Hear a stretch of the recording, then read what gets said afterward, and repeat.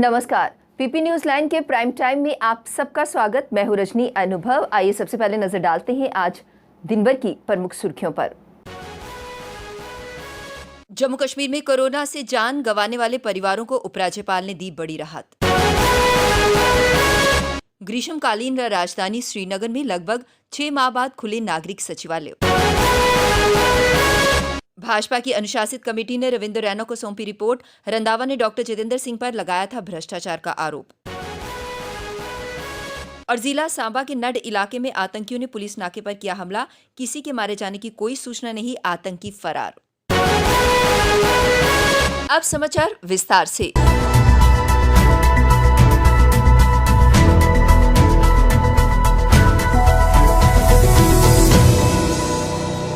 जम्मू कश्मीर में कोरोना की रोकथाम के लिए उठाए जा रहे कदमों में पंचायत राज संस्थानों और युवाओं की भागीदारी भी होगी। संवेदनशील जनसंख्या में जागरूकता फैलाने और वैक्सीनेशन के प्रति जागरूकता फैलाने के लिए पंचायतों और युवाओं को शामिल किया जाएगा। जनजातीय मामलों के विभाग के सचिव और जम्मू संभाग के कोरोना की रोकथाम के लिए किए जाने वाले प्रयासों के प्रभारी डॉक्टर शाहिद इकबाल चौधरी ने विभिन्न जिला टीमों के अधिकारियों के साथ कोरोना की रोकथाम के लिए उपाय किए जाने पर विचार विमर्श किया। ग्रीष्मकालीन राजधानी श्रीनगर में लगभग 6 माह बाद नागरिक सचिवालय एक बार फिर पूरी तरह क्रियाशील हो गया। राजभवन, सचिवालय और पुलिस मुख्यालय समेत सभी मूव कार्यालयों में प्रशासनिक गतिविधियां शुरू हो गई हैं। अलबत्ता दरबार मूव में शामिल सभी कार्यालयों में कोरोना संक्रमण का असर नजर आया। सचिवालय में कोई समारोह नहीं हुआ, परंपरागत ध्वजारोहण और परेड भी नहीं हुई। उपराज्यपाल मनोज सिन्हा आए और सीधे अपने कक्ष में पहुंचे, जहां उन्होंने वरिष्ठ प्रशासनिक अधिकारियों संग बैठक की। बैठक में प्रदेश के ताजा हालात, विशेषकर कोरोना संक्रमण से उपजे हालात से निपटने की रणनीति पर विचार विमर्श किया। इस बीच सचिवालय के आसपास के इलाकों में सुरक्षा का कड़ा बंदोबस्त रहा। जम्मू पुंछ के सांसद जुगल किशोर शर्मा ने कोरोना संक्रमण से उपजे हालात में शहर के सरवाल अस्पताल में ऑक्सीजन प्लांट स्थापित करने में हो रही देरी पर कड़ी आपत्ति जताई है। सांसद ने मंगलवार को सरवाल अस्पताल का दौरा कर वहां स्वास्थ्य सुविधाओं का जायजा लेने के साथ ऑक्सीजन प्लांट को सुचारू बनाने में आ रही दिक्कतों के बारे में जानकारी ली। प्लांट का निरीक्षण करने के बाद सांसद ने जोर दिया कि कोरोना के मामलों में तेजी को देखते हुए 30 दिनों के अंदर सरवाल अस्पताल में ऑक्सीजन प्लांट को सुचारू बनाकर ऑक्सीजन की दिक्कत को दूर किया जाए। इस मौके पर जुगल किशोर शर्मा के साथ भाजपा के पूर्व प्रदेश अध्यक्ष सत शर्मा भी मौजूद थे। उन्होंने medical superintendent doctor Harbakhsh Singh के साथ मैकेनिकल विंग के अधीक्षक अभियंता राजीव से भी बातचीत कर कोरोना से उपजे हालात में स्वास्थ्य सुविधाओं को बेहतर बनाने के लिए की जा रही कार्यवाही के बारे में जानकारी ली। प्रदेश भाजपा अध्यक्ष रविंद्र रैना ने कहा कि कोरोना महामारी से उपजे हालात में कांग्रेस लोगों के बारे में सोचने की बजाय नकारात्मक भूमिका निभा रही है। भाजपा राष्ट्रीय अध्यक्ष जेपी नड्डा के सोनिया गांधी को लिखे गए पत्र पर रविंद्र रैना ने कहा कि भाजपा नेतृत्व ने कांग्रेस को आईना दिखाया है। रैना ने कहा कि कांग्रेस कोरोना को लेकर गंदी राजनीति कर रही है। पार्टी कोरोना को लेकर गलत आंकड़े पेश कर लोगों के बीच भय व निराशा का माहौल पैदा कर रही है। कोई भी जिम्मेवार राजनीतिक दल ऐसा नहीं करेगा। ऐसे हालात में राष्ट्रीय अध्यक्ष ने सही स्थिति बताने के साथ दुष्प्रचार के लिए कांग्रेस को एक्सपोज भी किया है। अंतर्राष्ट्रीय सीमा से सटे जिला सांबा के नड इलाके में देर रात आतंकियों ने पुलिस नाके पर ग्रेनेड हमला किया। गनीमत ये रही कि ये ग्रेनेड नाके से कुछ दूरी पर फटा, जिसकी वजह से सुरक्षा बलों को कोई नुकसान नहीं हुआ। इससे पहले कि सुरक्षा बल कर्मी आतंकियों की इस कार्यवाही का जवाब देते, हमलावर रात के अंधेरे में वहां से फरार हो गए। देर रात से ही नड व उसके साथ लगते इलाकों में सुरक्षा बलों का सर्च ऑपरेशन जारी है। पुलिस से मिली जानकारी के अनुसार आतंकियों ने ये हमला मंगलवार बुधवार की मध्य रात्रि को किया। सांबा मानसर मार्ग पर पड़ने वाले नड इलाके में स्थित पुलिस नाके पर आतंकवादियों ने ग्रेनेड हमला किया। ग्रेनेड फेंकते हुए हमलावरों का निशाना चूक गया और ग्रेनेड नाके से कुछ दूरी पर जाकर फटा। हमले के तुरंत बाद ही हमलावर रात के अंधेरे में गायब हो गए। इसी बीच ग्रेनेड फटने की आवाज से आसपास के इलाकों में दहशत का माहौल व्याप्त हो गया। हमले के करीब आधे घंटे के भीतर सेना, सीआरपीएफ और एसओजी के जवान मौके पर पहुंच गए और उन्होंने आतंकवादियों की तलाश शुरू कर दी।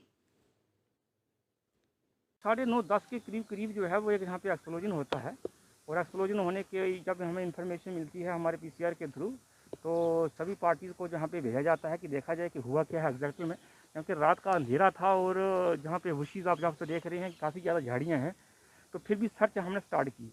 सर्च के दौरान तो कुछ मिल नहीं पाया, लेकिन एक गड्ढा सा जो है वो नज़र आया, तो उसको हमने प्रोटेक्ट किया। और अर्ली मॉर्निंग में जब हमने इसको फिर सर्च स्टार्ट की है और कामिंग ऑपरेशन स्टार्ट किया है, तो सर्च के दौरान जो है वो एक ग्रेनेड का लीवर मिला है, तो जिससे अभी प्रिलिमिनरी जो हमारी इन्वेस्टिगेशन चल रही है उसमें यही लग रहा है कि हो ना हो ये कहीं ग्रेनेड लोबिंग वाला ही केस है। केंद्र शासित प्रदेश जम्मू कश्मीर में कोरोना संक्रमण ने कईयों के घर उजाड़ दिए, तो कईयों के परिवार के सदस्य इस दुनिया को अलविदा कह चुके हैं। ऐसे कई मामले भी हुए हैं जिनमें दुर्भाग्य से बच्चों के सिर से उनके माँ बाप का साया उठ गया, तो कहीं घर के परिवारजनों का पेट पालने वाला ही अब इस दुनिया में नहीं रहा। संकट की इस घड़ी में प्रदेश सरकार ने कोरोना प्रभावितों के लिए मदद के लिए अपने हाथ बढ़ाए हैं। ऐसे में सबसे पहले कोरोना प्रभावित परिवारों को चिन्हित किया जाएगा। इसके उपरांत उन्हें वित्तीय सहायता व अन्य सहायता उपलब्ध करवाई जाएगी। प्रदेश के उपराज्यपाल मनोज सिन्हा के कार्यालय की ओर से इसकी जानकारी ट्वीट के माध्यम से दी गई। इसमें इस बात का जिक्र किया गया कि सरकार ने उन लोगों की मदद करने के लिए उपाय किए हैं जिन्होंने दुर्भाग्य से अपने प्रियजनों को कोविड-19 में खो दिया है। परिवार के केवल कमाने वाले सदस्य को खोने वाले वरिष्ठ नागरिकों को जीवन के लिए विशेष पेंशन प्रदान की जाएगी।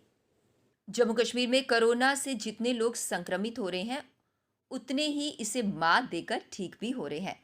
अब तक 2,11,742 लोग संक्रमित हुए, जिनमें से 1,62,535 ने कोरोना से जंग जीत ली है, यानी 76 संक्रमितों ने कोरोना को मात दी है। यहाँ मृत्यु दर भी 1.26% है। अब तक 2,672 लोगों की कोरोना से जान गई है। पिछले 2 दिनों से तो ठीक होने वाले मरीजों का आंकड़ा 69 से 81% तक रहा। कई महीनों में संक्रमण काफ़ी तेज़ी से फैला है। रोज़ाना संक्रमित होने वाले मरीजों की संख्या में उतार चढ़ाव हो रहा है। रोज़ाना 3,500 से अधिक मरीज आ रहे हैं। इस महीने सर्वाधिक 5,443 संक्रमित हुए हैं, लेकिन ठीक होने वाले मरीजों की संख्या भी कम नहीं है। राज्य सरकार की ओर से स्वास्थ्य ढांचे में बढ़ोतरी की जा रही है। अब वक्त हो चला है एक ब्रेक का, मिलते हैं ब्रेक के बाद।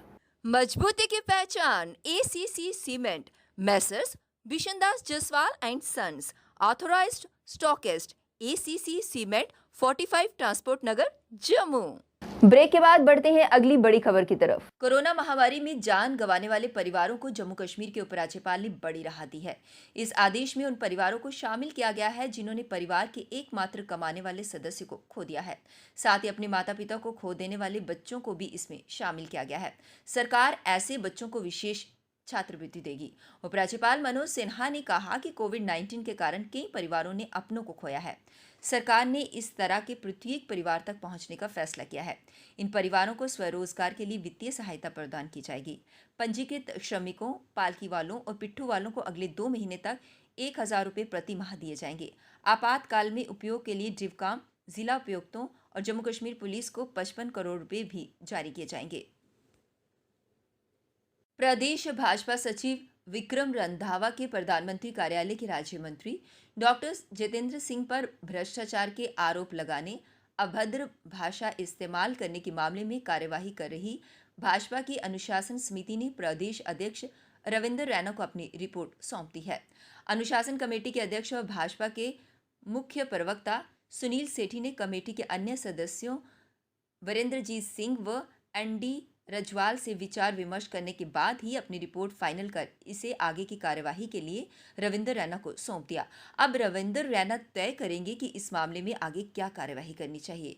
रविंद्र रैना ने रिपोर्ट उन्हें सौंपे जाने की पुष्टि करते हुए कहा कि इस पर गौर करने के बाद वह इसी सप्ताह इस रिपोर्ट के आधार पर कार्यवाही करेंगे। वार्ड नंबर 7 की कॉर्पोरेटर रितु चौधरी द्वारा अपनी वार्ड को सैनिटाइज करवाया गया ताकि वार्ड में साफ सफाई हो सके और कोरोना महामारी से निजात मिल सके। जम्मू वाले वासियों को एक मैसेज देना चाहती हूँ, आप सब एक हिम्मत रखें और सोशल डिस्टेंसिंग जो है वो बना के रखें। मास्क जो प्रॉपरली, मैं चाहूँगी कि आप घर पे भी जो है वो मास्क पहन के रखें और सैनिटाइज़र जो है वो बार बार करें। और मेरी तरफ से भी जितनी भी मदद होगी मैं पीछे नहीं हटूँगी। आप बस मुझे आप सबका साथ चाहिए ताकि हम इस कोविड-19 को जो है, जो सेकेंड वेव जो है, इसको हम हरा सकें जल्द से जल्द। ऑक्सीजन की कमी को पूरा करने के लिए प्रशासन द्वारा बड़ा कदम उठाते हुए जीएमसी अस्पताल की तरफ से विभिन्न जिलों में ऑक्सीजन सिलेंडर भेजे गए ताकि ऑक्सीजन की कमी को पूरा किया जा सके।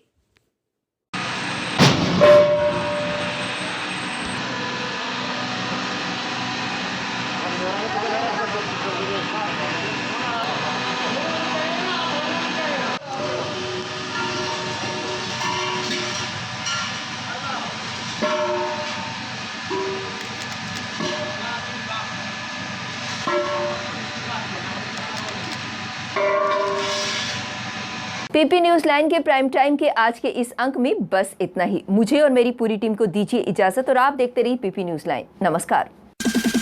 जम्मू में आई टेस्टिंग की साइंटिफिक और मॉडर्न टेक्नोलॉजी के लिए हमेशा याद रखें जेम ऑप्टिशियंस, जहां पर रखा जाता है आपकी हर जरूरत का ख्याल। Gem opticians with the facility of eye exercise, A scan, biometry, pachymetry और ऑटोमेटेड फील्ड एनालाइजर। और हाँ, हमारे यहाँ बढ़िया क्वालिटी के ब्रांडेड स्पेक्टिकल्स, सनग्लासेस और कॉन्टेक्ट लेंसेज मिलते हैं। आपका भरोसेमंद एक ही नाम, Gem Opticians, Gandhinagar. Gem Opticians, Nai Basti. Gem Opticians, Amphalla. Gem Opticians, Trikuta नगर।